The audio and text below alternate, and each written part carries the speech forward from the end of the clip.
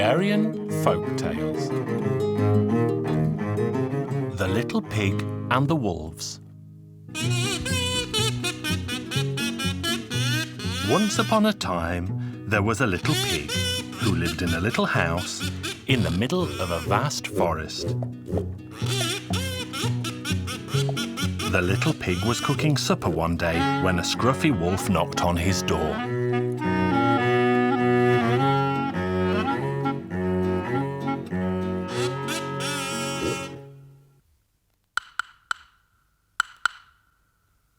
Little pig, let me in. It's so cold out here, I'll freeze to death. No, I won't let you in because you'll eat me up. Just let my back leg in or I'll freeze to death.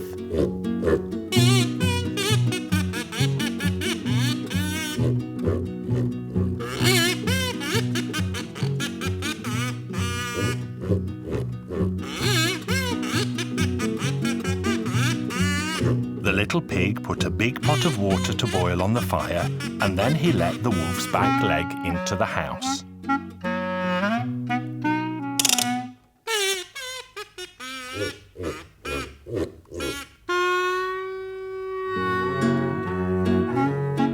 Oh, little pig, please let my other back leg in too.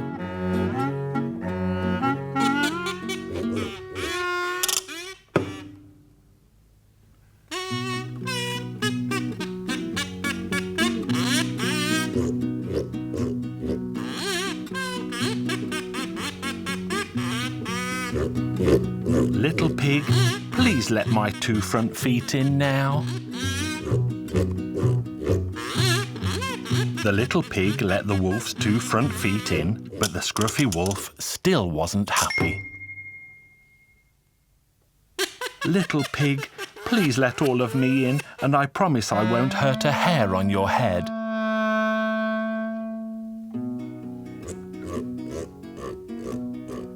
The little pig found a sack and held it open so that the wolf would walk right into it. And that's what he did. The little pig wasted no time and tied the sack up in a flash. Then he took the pot off the fire and poured boiling water all over the wolf.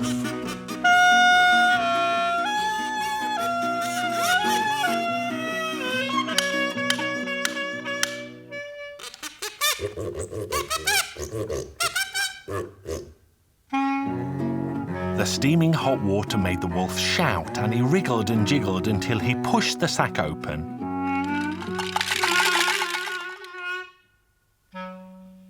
The bold, scolded wolf jumped out of the sack and saw the little pig sitting at the top of the tree.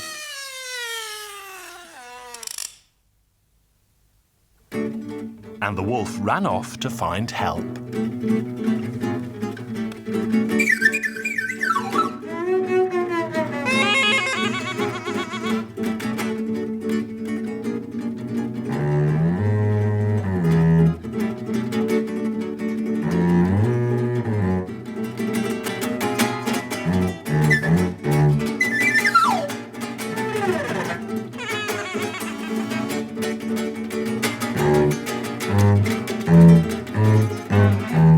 The bold, scolded wolf eventually returned with the other wolves. The wolves thought and thought about how they would catch the little pig, as none of them could climb a tree. At long last, they decided to stand on one another's shoulders until they reached the little pig. The wolves climbed quickly one on top of the other. The bold, scolded wolf stayed at the bottom because he was afraid of heights, so the others all climbed on top of him.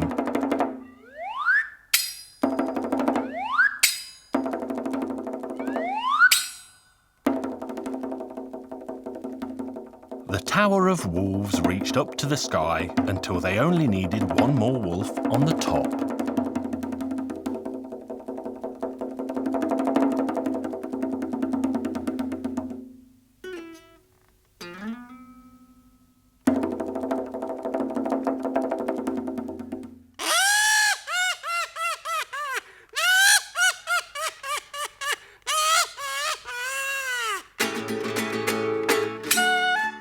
The last wolf started to climb, and the little pig shouted, "Pour hot water on the bold one!" The bold, scolded wolf leapt out from the bottom of the pile and ran as fast as his legs could carry him. The wolves tumbled to the ground in a heap of furry bones. Then all the little piglet had to do was to jump down from the tree and go back into his little house. And the bad wolves never dared come near again.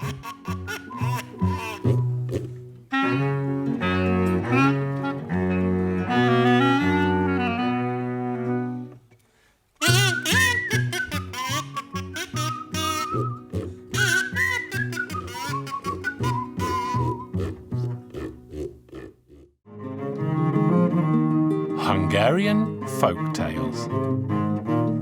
Brother Fox.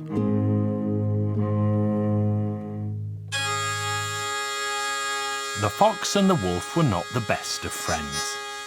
The fox had tricked the wolf too many times, and so the wolf decided it was time to eat the fox. One day, 12 carts full of fish came trundling down the road. The fox stole a stack of fish from one of them.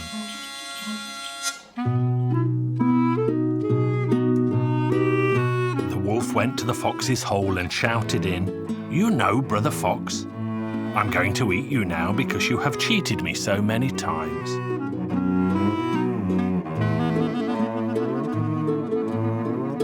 Then he saw the pile of fish.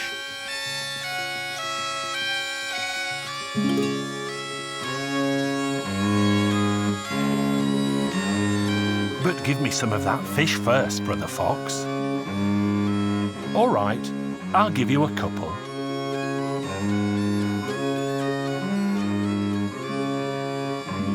And the fox gave him some. "Where did you catch these, Brother Fox?" "In the river, Brother Wolf." "Well, teach me how to catch some too." "All right, Brother Wolf, I'll teach you." So they both went out onto the frozen river and cut a hole in the ice. "Well, Brother Fox, put your tail in here and wait until the fish begin to bite. You need to wait until it gets good and heavy," and that's exactly what happened. The fox left the wolf behind. The wolf tried his tail a couple of times, but it was still too light, and he said, "There still aren't enough fish on the end." So he kept his tail dipped in the water, but then his tail froze fast, and he tried to pull it out, but he couldn't. When the women went down to the river the next morning, they saw the wolf, and they beat him with big sticks. The wolf leapt about until his tail tore off, and he ran away in anger.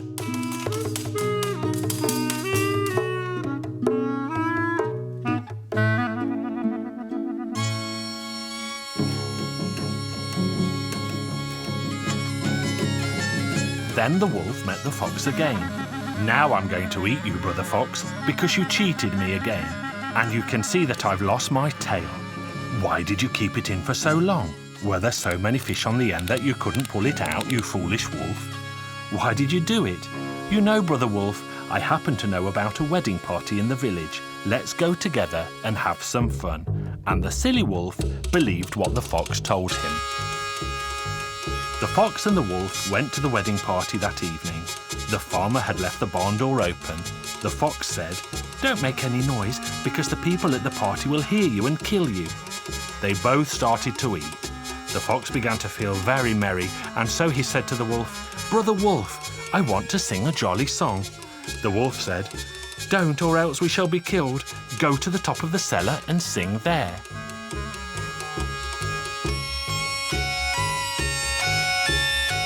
The fox started to sing so loudly that all the people came out from the party.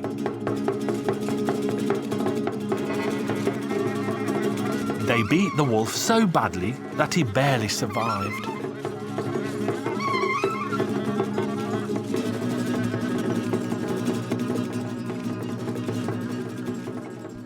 The fox had a brilliant idea and rolled in tar in the hen's trough.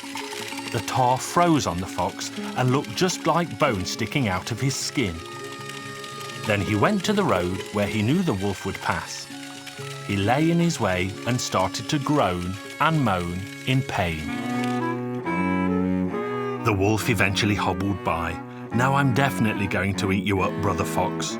Brother Fox, you had me badly beaten, although I told you not to sing. Your problem is less than mine, Brother Wolf. You know what, Brother Fox? Sit on my back." And they walked like this for a while until the fox said, "The beaten one carries the unbeaten one, the unbroken one carries the broken one." "Excuse me, what was that you said, Brother Fox? I am fighting to stay alive, Brother Wolf. I don't know who will look after my children when I'm gone." They carried on walking like this for a while until the fox said again, "The beaten one carries the unbeaten one, he carries the unbroken." "What was that again, Brother Fox?" "I'm fighting to stay alive, Brother Wolf. I don't know who will look after my children when I'm gone." Then the fox started again. "The beaten one carries the unbeaten one. What are you going on about again, Brother Fox?" "I'm fighting to stay alive, Brother Wolf. I don't know who will look after my children when I'm gone." Then the fox leapt into his hole, but the wolf caught the fox's foot. "You did not catch my foot, Brother Fox. It's the tree root." The wolf let the foot go and then caught the root. "I won't budge from your hole until you come out, and then I will eat you." But the fox could make do with the fish he had. The wolf got very hungry and left the fox's house. And he has been roaming the forest ever since. Hungarian Folk Tales. Bees on the Train. Once upon a time, there was a large farm, and on that farm lived a man who had relatives from another village who came to visit him one day. They did not want to arrive empty-handed, so they brought him a gift of honey. The honey was quickly eaten with big chunks of fresh bread and was soon all gone. But while they sat eating, they discussed what a fine thing it was to keep bees and how simple it was with such rich rewards. The man could hardly wait for the next farm gathering, where he suggested they should buy bees to make honey. The head farmer agreed and asked if there was anyone willing to work with bees. A man stood up and said he knew all there was to know about bees. He also told them that he knew where to buy bees if that was what they wanted, and everyone cheered with joy. They worked out how much money to give the man, and he set off to buy bees for the farm. He bought as many hives as he could put on a train. Then he had the whole car covered in red cloth and had red clothes and a red hat made to wear. He soon made friends with the bees and spoke to them. He opened the door and the bees came and went as they pleased. When they were halfway back to the farm, the train drove into a sidetrack and the engine left. So the man asked the station master, "Why has the engine gone?" "Because," the station master said, "it was ordered to leave." "How long will the train be in the station?" "Who am I to know that?" "Don't talk to me like that, kind sir, because if I know that the train will be staying here for a whole day long, then I will let my bees out so they can have some air and food." "The train will remain for at least 3 days more," the station master told him. The beekeeper went out and opened up the hives. Come out, children, and have some air. Find food for yourselves and return to your hives in time for the sunset." The bees had barely left when suddenly the station master had an order to start the train again. The beekeeper saw from the top of the carriage that the engine was coming and the train was hooked up, and they sat waiting for the station master's signal to start. The beekeeper ran to complain. "What is all of this? You never told me about this, station master, but I received an order to start the train." "But that's impossible. My bees are still in the field. They cost a fortune." "What am I to do with your bees?" the station master replied. "I am a station master and not a beekeeper." "Well, at least leave the carriage with the bees here in the station so it can be coupled up with another train tomorrow." "That's impossible." And with these words, he started the train, which left the station with the bees' carriage. The beekeeper also left in his red clothes. While most of the bees were busy gathering honey, they sent a small party back to see if all was safe with their carriage in the station. Well, when they arrived, they saw that the train had taken their hives away. They returned to the meadow and told the others that their carriage had vanished. So all of the bees flew back to the station, and when they arrived, they found people waiting for a passenger train. Well, the bees thought that these people had stolen their hives, and so they stung them and stung them. The people cried out for help. The station master heard their calls, so he rushed out of his office, and he too was attacked by the angry swarm. His wife heard his cries and opened the window to see what was wrong. And as she opened the window, the bees rushed in and stung her so badly that she cried louder than all the rest. The station master heard this, and he ran upstairs to find out what had happened to his wife. And then he saw that the whole room was filled with bees. The two of them had to hide under a blanket to save their skins, but both were badly stung and their faces sadly swollen. The people waiting for the train all ran back to their homes, but the swarm of bees flew after them. The other villagers heard their shouts and ran out into the street. "Help! The village is being attacked by bees!" And they rang the big bell. The station master eventually came to his senses, and he called for the train to be sent back to the station, and it soon reappeared on the platform. The beekeeper, still dressed all in red, climbed on top of the carriage and started to call the bees back. "Come on, children, your hives are here." The bees, hearing their master's voice, gathered together and flew back in an orderly fashion. Those that had survived the bloody battle made their way quietly back into their hives. Then the beekeeper went to see the station master, but he could hardly recognize him. "You deserved whatever happened because you spoke to me so rudely." But the beekeeper eventually forgave the station master, and the beekeeper went back to the farm and laughed when he recalled what had happened that day. The bees soon started to make honey on the farm and made more money than all the farmers and animals put together. From then on, life on the farm was sweet. Hungarian Folk Tales. The Giant Tree. Once upon a time, long ago and far away, there lived a king who had a beautiful daughter. The king had a wonderful garden full of flowers and with a giant tree in the middle. One day, the princess was strolling in the garden when a wind blew so strongly that it nearly blew the giant tree to the ground. But instead, it whisked the princess up and sat her right on top of the tree. The king let it be known that he would give his daughter and half of his kingdom to the brave man who brought his daughter back. Young men, brave and tall, came one after the other, but none of them could climb the tree. One broke his arm, one his leg, and the other his neck.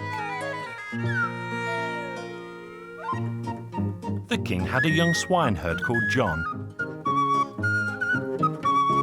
The swineherd was in the forest one day with his pigs when one of them came up to him and said, "John, you should rescue the princess." "What foolish talk, little pig." "It's not foolish at all. Just go to the king and tell him."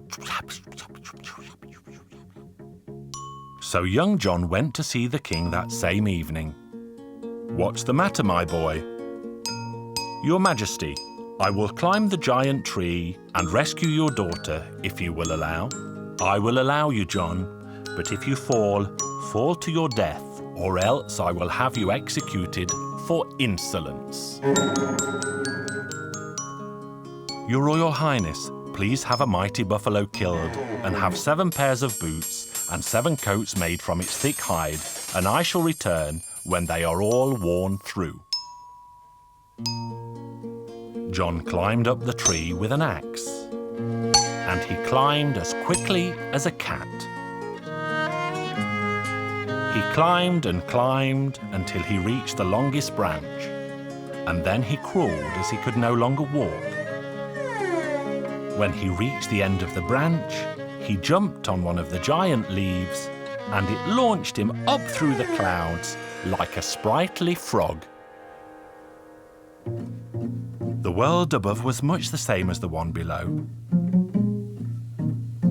He was exploring this new place when he heard the princess asking him, "What are you doing here, John?" "I'm looking for you, princess." "Oh, John, you should know that my husband is a dragon with 3 fierce heads. When he finds out that you have come to take me home, he will kill you at once." Then she took young John into the palace. "John, I shall hide you here so that he will not find you when he comes home. Then I shall present you to him properly."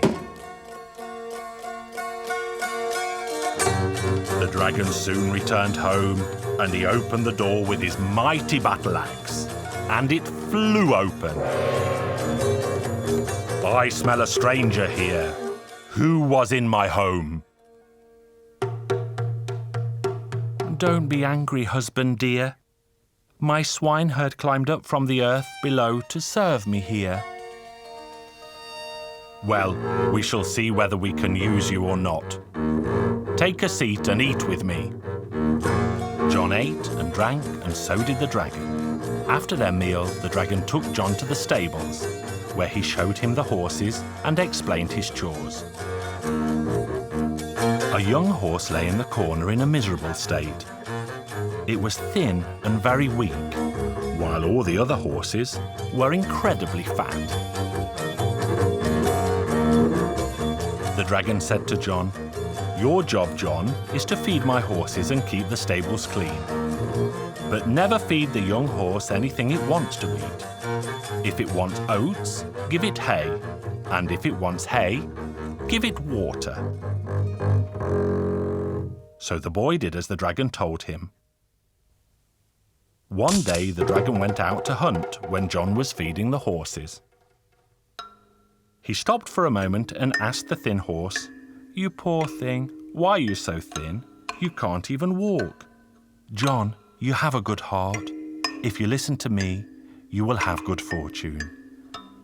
I know why you came. Tomorrow is Sunday.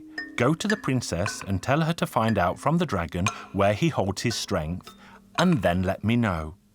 And that's what he did. The next day, the princess said to the dragon, "Darling dragon, don't go hunting today. I feel so lonely without you." And she began to caress the dragon. The dragon was happy as he thought the woman loved him, but she loved him as much as she loved horse manure.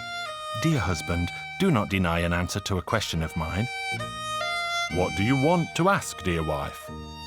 "I only want to know where you keep your strength." "Oh, dear wife, no one else should know about that except me. If you don't tell me, you don't really love me." "But I do love you, dear." "If you loved me, you would tell me." "Look, my darling, this is a great secret. No one must know about it." "People always say that once a woman and a man are married, they should have no secrets any longer." "Very well, I will tell you, but you must not tell another soul. There is a silver bear living in the forest. It goes to the stream every day at noon to take a drink. If someone cut its head in two, a rabbit would jump out. If someone shot the rabbit and cut its head in two, then a box would jump out of that. There are 9 wasps in the box. If someone destroyed that box and killed the wasps, then I would become weaker than a fly." The wife kissed him and brought him a jug of strong red wine. "Let's drink to your health." They filled their glasses, and the dragon drank his glass of wine in one mighty gulp. The princess pretended to drink her wine, but did not, and poured the wine on the floor. "Well," said the dragon, "let's now drink a glass of wine to your health." The dragon drank the wine, and the princess did not, but she poured it down her dress. Then the princess said, "Now let's drink to John's good health." When they drank the next glass of wine, the princess could see that the dragon was getting drunk. "Dear husband, let's drink another glass of wine to the long life we shall live together." So they did. Then the dragon fell down like a log. The princess called John in. "John, now I know where he keeps his strength." After she told him the story, he went out to the stable and told the story to the horse. "Go and build a fire from wood, and after the fire has died down, bring me the hot embers." And that's what John did. The horse ate the hot ashes and said to John, "And now let me out of the stable." And that's what John did. The horse ate the hot embers, and then it transformed into a stallion with a golden mane and 5 legs. "John, run down into the cellar. There you will find a golden saddle and a suit made of golden thread. Put the suit on, and then take the saddle and put it on my back. You will also find a sword hanging on a nail. You must take that too." John did as he was told. When they arrived, the silver bear was drinking at the stream. The silver bear saw them and tried to attack. The horse said, "Don't be afraid, John. Be brave."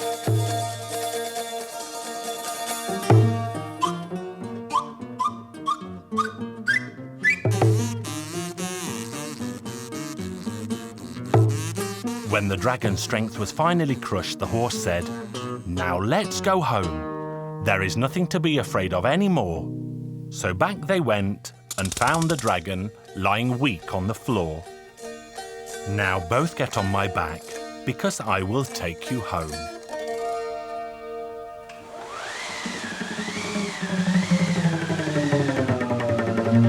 The king was old and frail when they arrived back.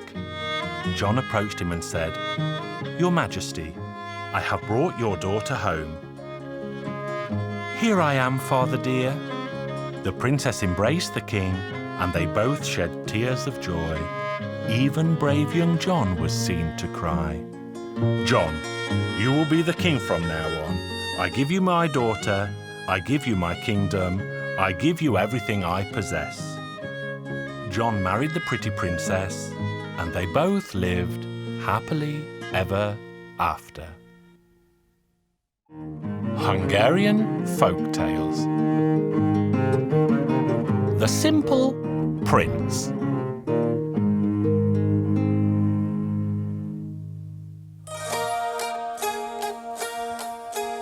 Once upon a time there was a farmer, and the farmer had 3 sons.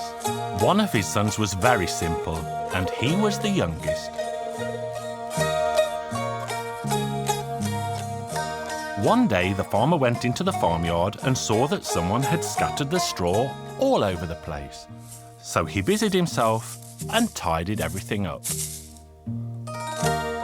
Then the farmer told his sons, "This can't go on. Someone has to keep the straw in order." On the first night, the eldest son went out to the yard to watch the straw.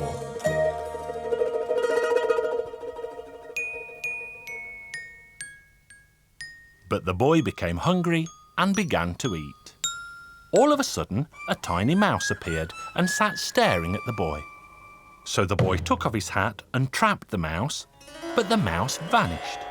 Then the oldest son felt drowsy, and he fell fast asleep.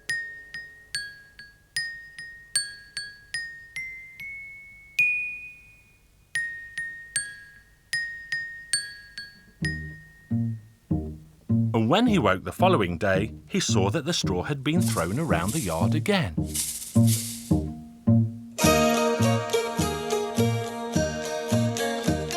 The following evening, the middle son went out to guard the straw in the farmyard. He was eating his supper when the mouse appeared. He also tried to catch the mouse with his hat, but the mouse vanished.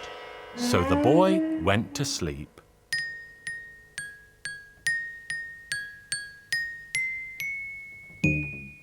And when he woke again the following morning, the straw was messy again.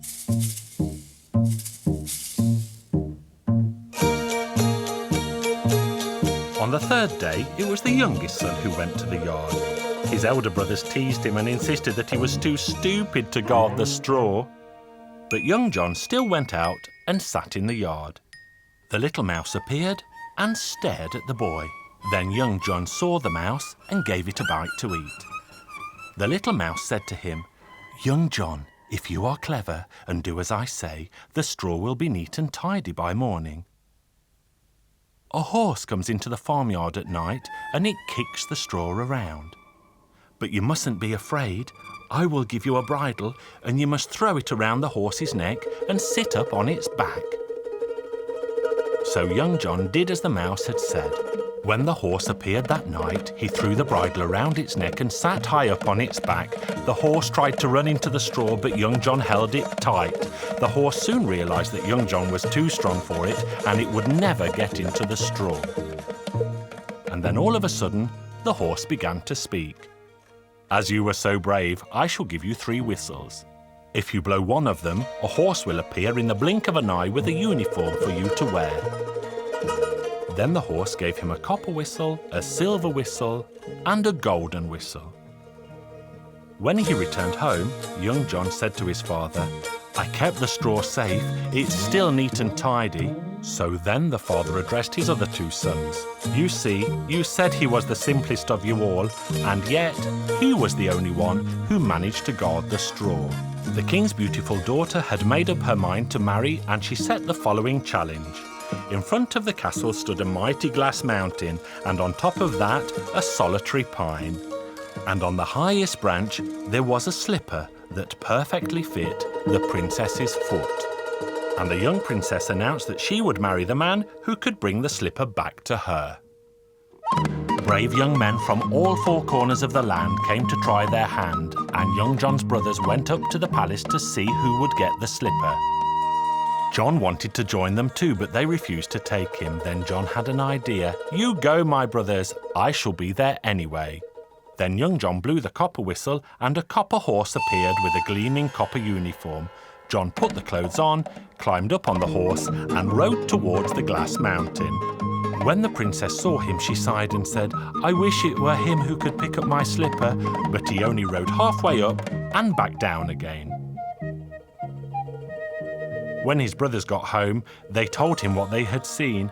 "I saw it too, from the top of the wall." His brothers were angry with him, and they knocked the wall down to stop him spying on them. The competition continued the following day, and his brothers attended again. This time John blew his silver whistle. This time a silver horse appeared with a sparkling silver suit, and when he rode up in front of the palace, the princess was even keener for him to win. But young John only managed to ride halfway up and down again. At home, his brothers told him what they had seen. John said, "I saw it too, from the barn roof." And his jealous brothers burned the old barn down. On the 3rd day, his brothers went again to see the competition. Now John blew the golden whistle, and a golden horse appeared with a glistening golden uniform. The young princess saw him at once. "This is the last day," said the princess. "I hope he will bring my slipper back." John rode all the way up to the top. He picked up the slipper and disappeared over the other side of the mountain, taking the golden slipper with him. The princess was sad because she had no idea where the handsome hussar had gone. Young John returned home. Then his brothers arrived back and told of what they had seen. They said they had seen a brave hussar, better still than the 2 before, who had ridden up to the top of the glass mountain, picked up the golden slipper and vanished down the other side. And they said the princess looked sad. Then young John said, "I saw everything too from the corner of the house." His brothers were so furious that they knocked the old house down. The king issued a decree that the young man possessing the golden slipper should present himself at the palace at once. But nobody came. Then they began to search the homes of the local people, and they also searched young John's house. "Is there anyone else living here?" they asked the 2 brothers.